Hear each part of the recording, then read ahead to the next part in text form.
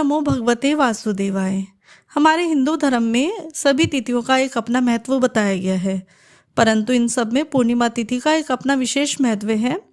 इस दिन भगवान विष्णु के प्रिय स्वरूप सत्यनारायण भगवान की पूजा अर्चना का विशेष महत्व है तथा उनका व्रत पालन किया जाता है। सत्यनारायण कथा का श्रवण किया जाता है। हिंदू नववर्ष के प्रथम माह चैत्र माह में जो पूर्णिमा आती है उसको चैत पूर्णिमा या चैती पूर्णिमा के नाम से भी जाना जाता है। इसका भी अपना विशेष महत्व है क्योंकि चैत्र माह धार्मिक कार्यों के लिए विशेष माना गया है। नवरात्रि, रामनवमी के पर्व इसी चैत्र माह में आते हैं। साथ ही साथ इस चैत्र पूर्णिमा को हनुमान जयंती भी मनाई जाती है, अर्थात हनुमान जी के जन्म दिवस के रूप में भी इसको मनाया जाता है। इस तिथि में भगवान विष्णु, माँ लक्ष्मी, चंद्रदेव की पूजा का तो विधान है ही, साथ ही साथ हनुमान जी की पूजा का भी विशेष महत्व है। इसीलिए चैत्र माह की पूर्णिमा पर व्रत, पूजा, दान करना विशेष पुण्यदायी माना जा रहा है। तो अतः हम इस वीडियो में आपको बताने जा रहे हैं कि पूर्णिमा का व्रत, स्नान, दान किस दिन है तथा शुभ मुहूर्त क्या रहेगा इस दिन पूजा का, साथ ही साथ चंद्रोदय का समय क्या है, क्योंकि इस दिन चंद्रमा की विशेष पूजा अर्चना की जाती है। तो वीडियो बहुत महत्वपूर्ण होने वाला है, अंत तक बने रहिए। और आपको अगर हमारी वीडियो पसंद आती है तो वीडियो को लाइक एंड शेयर करें तथा अगर आप हमारे चैनल पर पहली बार आए हैं तो हमारे चैनल को सब्सक्राइब करना भी ना भूलें। चैत्र पूर्णिमा की शुरुआत 23 अप्रैल 2024 को दिन मंगलवार को सुबह 3:25 से हो रही है तथा इसकी समाप्ति 24 अप्रैल को सुबह 5:18 दिन बुधवार पर होगी। देखिए, जो चैत्र पूर्णिमा का जो स्नान दान है वो सूर्योदय के अनुसार देखा जाता है। ये देखा जाता है कि पूर्णिमा तिथि सूर्योदय में पड़ रही है या नहीं पड़ रही, तथा जो पूर्णिमा का व्रत है उसमें चंद्रोदय का विशेष महत्व है, चंद्रमा की पूजा का विधान है। तो हम ये देखते हैं कि पूर्णिमा तिथि में चंद्रमा उदित हो रहा है या नहीं हो रहा। तो इस हिसाब से अगर हम देखें तो उदया तिथि के अनुसार अगर हम देखते हैं तो 23 अप्रैल को ही स्नान दान वाली पूर्णिमा मनाई जाएगी, तथा अगर हम चंद्रोदय को देखें कि चंद्रोदय पूर्णिमा तिथि पर पड़ रहा है नहीं पड़ रहा, तो उस हिसाब से इसका व्रत भी 23 अप्रैल दिन मंगलवार को रखा जाएगा।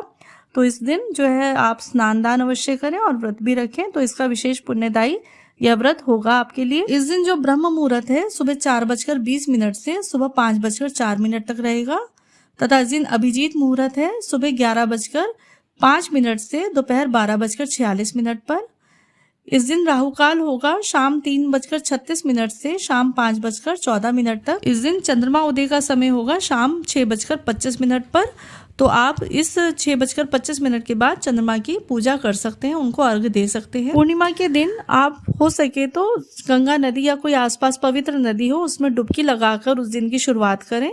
अगर ये संभव ना हो तो आप अपने स्नान के जल में थोड़ा सा गंगा जल मिलाकर उससे स्नान करें, तो ये अत्यंत ही पुण्यदायी माना जाएगा, क्योंकि इस दिन माना जाता है चैत्र पूर्णिमा को गंगा स्नान करने से मोक्ष की प्राप्ति होती है। स्नान के बाद आप साफ सुथरे कपड़े पहने तथा इसके बाद अपना पूजा स्थल या जो भी आपने पूजा के लिए कोई स्थान बनाया है तो उस पर साफ सुथरी चौकी बिछाएं तथा पीला कपड़ा रखें। उस पीले कपड़े पर आप भगवान विष्णु और माँ लक्ष्मी की मूर्ति या तस्वीर स्थापित करें तथा उनकी पंचोपचार विधि से पूजा अर्चना करें। भगवान विष्णु और माँ लक्ष्मी के आगे घी का दिया जलाएं तथा उन व्रत का संकल्प लें अगर आप व्रत रख रहे हैं, नहीं तो फिर आप उनको पंचोपचार विधि से पूजा करें, उन्हें तिलक लगाएं, उन्हें धूप दीप नैवेद्य अर्पित करें, फल अर्पित करें तथा जो भी आपने भोग प्रसादी के लिए बनाया है उसको भगवान को अर्पित करें।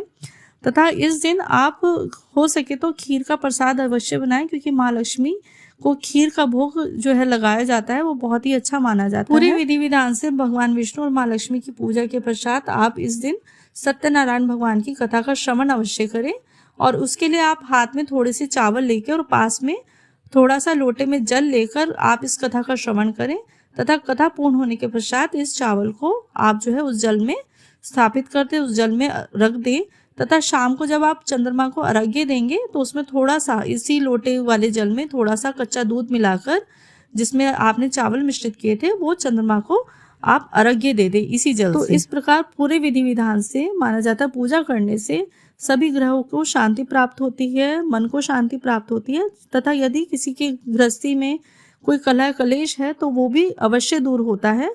तो आप विश्वास रखिए, इस विधि विधान से आप पूजा अर्चना अवश्य करें भगवान विष्णु और माँ लक्ष्मी की। साथ ही साथ इस दिन हनुमान जयंती भी है, तो और वो भी विशेष मंगलवार को पड़ रही है, तो ये तो बहुत ही ज़्यादा पुण्यदायी दिन माना जा रहा है। तो आप इस दिन हनुमान चालीसा का पाठ सुबह और शाम अवश्य करें। तो आइए आने वाली चैत्र माह की पूर्णिमा 23 अप्रैल को पूरे विधि विधान से भगवान विष्णु, माँ लक्ष्मी व हनुमान जी की पूजा अर्चना करके इस पुण्य समय का लाभ प्राप्त करते हैं, अपने आध्यात्मिक मार्ग की ओर अग्रसर होते हैं। हरे कृष्णा।